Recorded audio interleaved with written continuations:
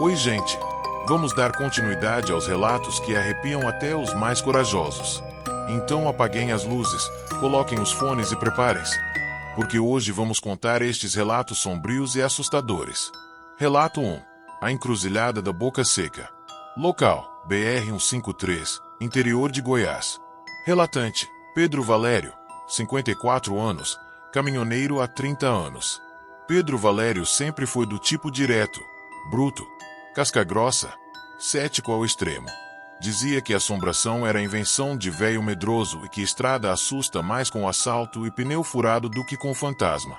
Mas isso foi antes da noite em que ele se perdeu num trecho esquecido da BR-153, na altura de Uruaçu, Goiás. Era por volta de 2 da manhã, e Pedro, carregando frutas perecíveis, resolveu pegar um atalho por uma estrada de terra batida. O GPS travou misteriosamente quando ele entrou no trecho, como se o sistema tivesse sido arrancado da realidade. Sem sinal, sem mapa, mas ele seguiu. A estrada parecia abandonada, empoeirada, sem iluminação, com cercas retorcidas e árvores secas dos dois lados. O caminhão balançava nos buracos como se a terra quisesse engolir os pneus. No fim da estrada, surgiu uma encruzilhada larga, marcada no chão com desenhos riscados na terra, quase como símbolos de oferenda. E ali, parado bem no meio, um homem. O sujeito não parecia real. Usava um chapéu de palha, uma roupa antiga, poída e coberta de poeira. Não tinha expressão. Só levantou o braço e apontou para a direita. Pedro abriu o vidro da cabine. "Boa noite, parceiro. Esse caminho vai para Morrinhos?" perguntou. O homem não respondeu. Apenas continuou apontando, imóvel, como um espantalho vivo. Pedro hesitou por alguns segundos, mas como não havia outra alma viva por ali, virou à direita. Foi aí que tudo começou a ficar errado. O ar se tornou irrespirável. Seco, pesado, denso. Era como se todo o oxigênio tivesse evaporado. Em menos de 10 minutos, Pedro já sentia a boca rachar. Os lábios começaram a sangrar de tão ressecados. Tentou tomar água do galão ao lado, mas o líquido estava amarelo, espesso, com cheiro de podridão. O caminhão engasgava o motor. O rádio, que tocava uma estação sertaneja, começou a chiar, e uma voz distorcida surgiu entre as estáticas, sussurrando palavras sem nexo, como preces murmuradas do outro lado do mundo. "Que porra é essa?" Pedro murmurou, limpando o suor que escorria em rios. Foi quando o viu de novo. O mesmo homem, agora parado no acostamento, sem chapéu, com os olhos fundos demais, como 2 buracos negros no rosto. Ele acenava, o mesmo aceno lento e sinistro. Pedro freou seco. Aquilo era impossível. O homem estava atrás. A estrada era única. Como ele teria chegado ali? O ar dentro da cabine começou a feder a carniça queimada, e um líquido espesso e escuro escorria pelas paredes da cabine, como se o caminhão estivesse sangrando. O volante começou a vibrar, e Pedro, já suando em bicas, tossiu forte, e sangue espirrou no painel. Então veio a voz. Não do rádio. Dentro da cabeça dele. "Você aceitou o meu caminho, caminhoneiro. Agora seu corpo será deserto." Pedro gritou, virou o caminhão em L. Deu ré com tudo, atropelando poeira e buraco, sem olhar para os retrovisores. Cada metro que recuava, o chiado sumia, o sangue estancava, mas o medo, esse se instalava mais fundo.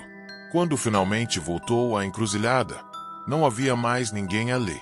O lugar parecia mais sombrio do que antes, como se o chão tivesse sido calcinado. O ponto exato onde o homem esteve estava marcado com pegadas negras, queimadas na terra seca. Mas as pegadas não iam a lugar nenhum. Começavam ali, terminavam ali. Pedro não dormiu naquela noite, nem nas outras semanas seguintes. Hoje, ele conta essa história suando frio, sempre olhando para os lados. E nunca mais pegou atalhos. Relato 2. A Noite dos Espelhos. Local: Serra do Cafezal, SP. Trecho da Regis Bittencourt. Relatante: Marcelo Dias, 41 anos, caminhoneiro há 18 anos. Era para ser só mais uma entrega. Marcelo já conhecia a Serra do Cafezal como a palma da mão. Curvas fechadas, neblina traiçoeira e acostamentos estreitos. um dos trechos mais perigosos da Regis Bittencourt. Ele fazia aquele caminho há anos, e embora tivesse presenciado muitos acidentes e tragédias, sempre se manteve firme, com as duas mãos no volante e fé no coração. Mas naquela noite, algo o acompanhava, algo que não fazia parte da estrada. Chovia. Chovia como se o céu tivesse rachado. A água descia em cortinas espessas, transformando os faróis em meros vagalumes perdidos na escuridão.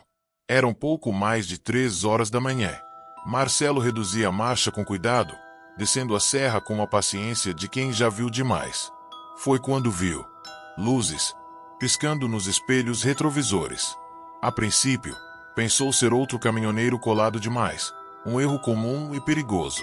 Mas ao olhar com mais atenção, seu estômago gelou. Não era outro caminhão. Era o dele. A imagem no retrovisor mostrava um caminhão idêntico ao seu, com os mesmos faróis, mesma placa, mesmo arranhão no para-choque esquerdo. Como um reflexo duplicado. Só que havia algo errado com o motorista. Marcelo estreitou os olhos. O que viu quase fez seu coração parar. Era ele, sentado ao volante daquele caminhão duplicado, com os olhos completamente brancos, a pele pálida e sem expressão, como um cadáver dirigindo.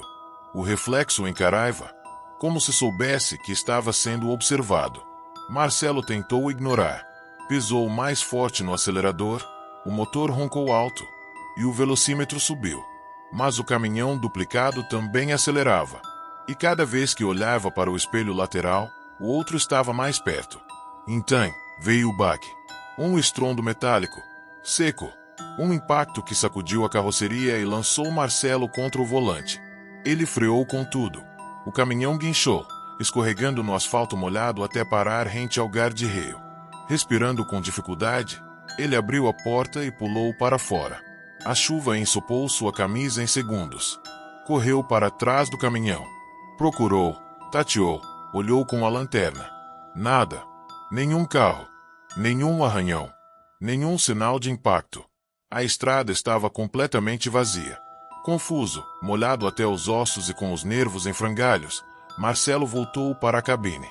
Foi então que percebeu algo pior. Todos os espelhos estavam negros.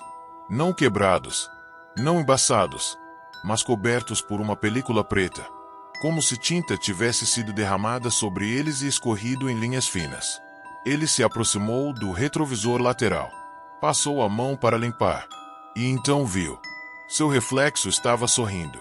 Mas não era um sorriso normal. Era torto, esticado, como se sua boca estivesse derretendo, como um boneco de cera sob o sol. Os olhos, agora vazios e pretos, estavam fixos nele. Aqui no fim da serra, você me pertence. A voz veio do espelho, mas ele a sentiu dentro do crânio. Marcelo gritou, caiu de joelhos e engatinhou até o banco do carona, onde mantinha um taco de ferro guardado para a defesa. Com ele, esmigalhou todos os espelhos, um por um, num frenesi de desespero. Retrovisor lateral, espelho central, espelhos da porta, até o pequeno espelhinho do quebra-sol. Todos destruídos. Por fim, arrancou o retrovisor central com as mãos nuas e jogou pela janela. Caiu no asfalto como um pedaço de alma quebrada. No instante seguinte, a chuva parou. De forma súbita, quase como se alguém tivesse fechado uma torneira no céu. O rádio, que até então só chiava, voltou a funcionar, e tocava baixinho um modão antigo que falava de saudade. Marcelo permaneceu ali por longos minutos, com o motor desligado, encarando o vazio, com o coração ainda disparado e a mão suja de sangue dos cortes causados pelos estilhaços dos espelhos. Desde aquela noite, ele nunca mais dirigiu com espelhos no caminhão. Manda cobrir com fita isolante, ou remove tudo. Diz que se precisar ver algo atrás dele, então não é coisa para ser vista. E quando perguntam por quê, ele apenas sorri sem graça e muda de assunto. Ou a seus olhos nunca mais foram os mesmos. E esses foram os relatos de hoje. Deixem seu like e se inscreva para fortalecer nosso canal.